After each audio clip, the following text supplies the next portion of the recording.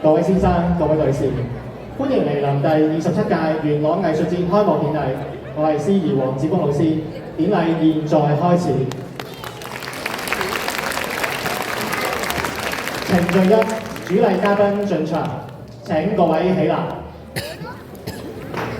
主禮嘉賓由香港輔助警察樂隊風笛手引領進場，請各位以熱烈嘅掌聲歡迎我哋嘅主禮嘉賓進場，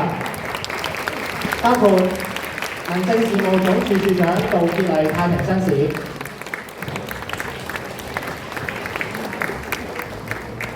元朗藝術節統籌委員會主席曾憲強先生 MH， 統籌委員會副主席黃就謙先生，元朗民政事務專員馬富威太平紳士，全國港區人大代表沈浩傑議員 BBSJP， 全國政協委員呂堅議員 MH， 中聯辦新界工作部二級調研員龐傑超先生，廉政公署新界首席廉政教育主任馮志偉先生，以及元朗警民關係組助理警民關係主任陳浩軒督察，歡迎咁多位主禮嘉賓。